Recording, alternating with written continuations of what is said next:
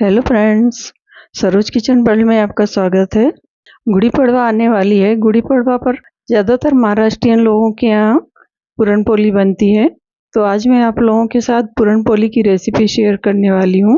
पूरन पोली खाने में जितनी स्वादिष्ट लगती है, कुछ लोगों को इसे बनाना भी बहुत कठिन लगता है। पूरन पोली दो तरह की बनती है, एक मीठी भी बनती है और एक नमकीन बनती है। आज मैं आप लोगों के साथ मीठी पूरन पोली की रेसिपी शेयर करने वाली हूँ।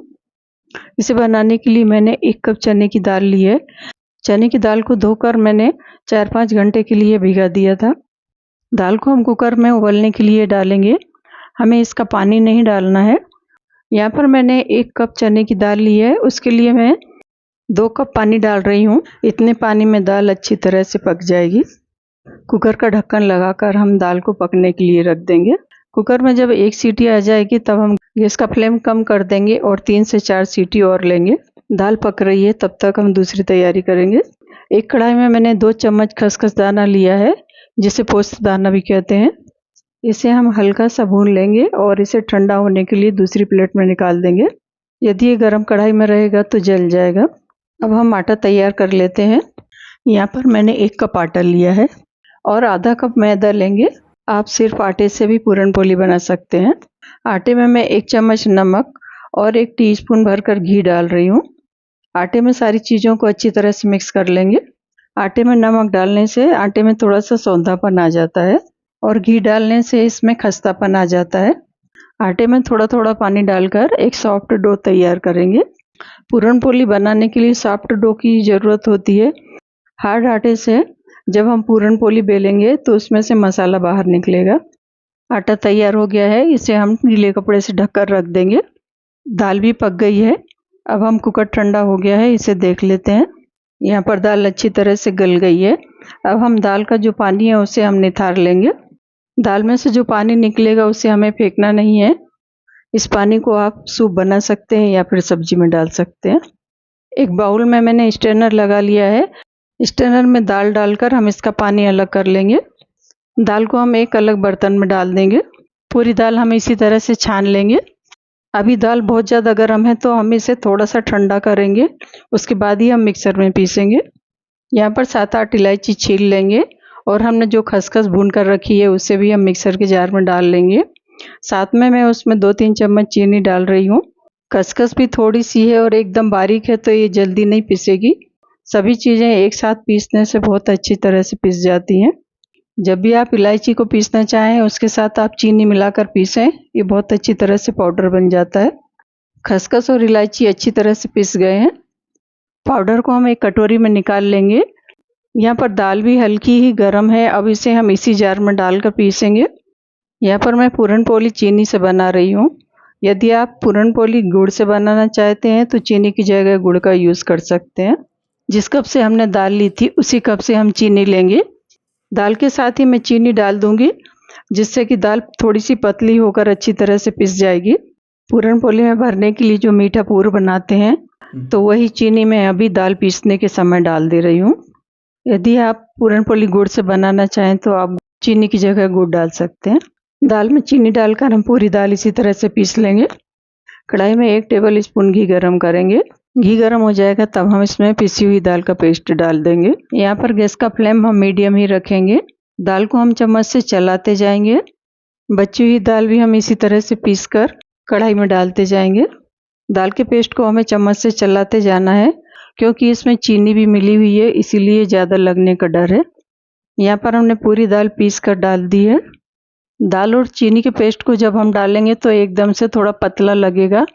यहाँ पर मुझे दाल के पेस्ट को भूनते हुए 10 मिनट हो गए हैं। अब ये काफ़ी गाढ़ा हो गया है। अब गैस का फ्लेम हम एकदम लो कर देंगे। इसमें हमने जो पोस्तदाना इलायची पीस कर रखी थी उसे डाल देंगे। खसखस और इलायची को अच्छी तरह से मिला देंगे। यहाँ पर मैं थोड़ा सा जायफल घिस कर डाल रही हूँ। जायफल को हमें थोड़ा ही डालना है, बहुत ज़्यादा नहीं घिसना है। जायफल, खसखस और इलायची से पूरन पोली का टेस्ट बहुत ही बढ़िया आता है। दाल का पेस्ट बहुत ज़्यादा गाढ़ा हो गया है। अब हम गैस का फ्लेम बंद कर देंगे। पेस्ट को ठंडा होने के लिए दूसरी प्लेट में रखेंगे। अब हम आटा देख लेते हैं। आटे को हम अच्छी तरह से मसल कर इसकी हम लोइयाँ काट लेंगे। आपको जितनी बड़ी पूरन पोली बनाना है लोई आप उसी हिसाब से काटें। सारी लोइयाँ बनाकर हम इसे कपड़े से ढककर रख देंगे। दाल का पेस्ट भी ठंडा हो गया है। अब इसकी हम छोटी छोटी नींबू के आकार की गोले बना लेंगे। यहाँ पर पूरी दाल के हम गोले बनाकर रख लेंगे।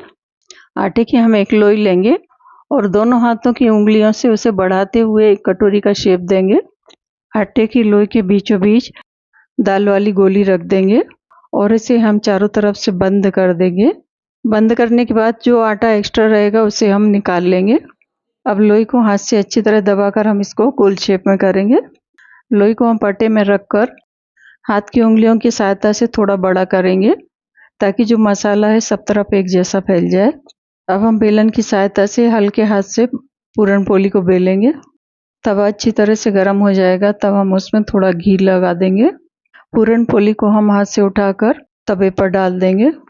पूरन पोली सेकते समय हमें गैस का फ्लेम एकदम तेज नहीं रखना है।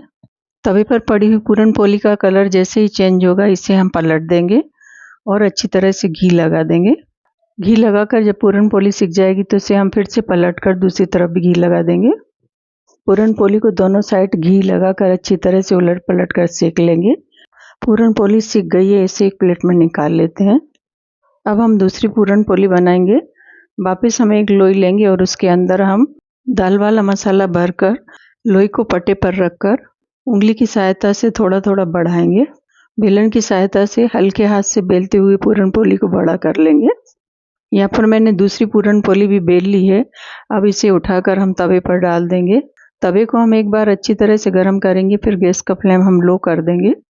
यहाँ पर एक साइड पूरन पोली सिक गई है। अब हम इसे पलटकर घी लगा देंगे। एक साइड सिकने के बाद हम पूरन पोली को वापस पलट देंगे। दूसरे साइड भी हम घी अच्छी तरह से लगा लेंगे।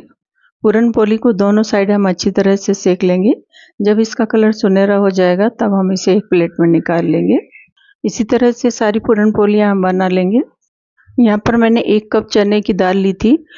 1 कप चने की दाल में मीडियम साइज़ की 12 पूरन पोली बनी थी। आपको जितनी पूरन पोली बनाना हो आप उसी हिसाब से चने की दाल लें। 1 कटोरी चने की दाल में 1 कटोरी चीनी डालने से ये अच्छा मीठा हो जाता है। आप यदि बहुत ज़्यादा मीठा खाना चाहते हैं तो आप चीनी थोड़ी सी बढ़ा सकते हैं। यहाँ पर हमने सारी पूरन पोली तैयार कर ली है। अब मैं आपको एक पूरन पोली खोलकर दिखा रही हूँ। इसमें अंदर सभी तरफ मसाला फैला हुआ है। एकदम बढ़िया सी पूरन पोली बन गई है। यदि आप एक साथ ज़्यादा पूरन पोली नहीं बनाना चाहते हैं तब आप इसका मीठा पूर बनाकर रख सकते हैं। आप फ्रिज में इसे 8 दिन के लिए भी स्टोर कर सकते हैं। महाराष्ट्र में तो पूरन पोली एक खास व्यंजन है। इसे हर त्यौहार पर बनाया जाता है। आज की पूरन पोली की रेसिपी कैसी लगी? इस तरह से पूरन पोली बनाकर आप अपने अनुभव मेरे साथ शेयर करें। वीडियो अच्छी लगे तो लाइक और शेयर करें। चैनल पर नए हैं तो चैनल को सब्सक्राइब करें। फिर मिलेंगे एक नए वीडियो के साथ। Bye bye.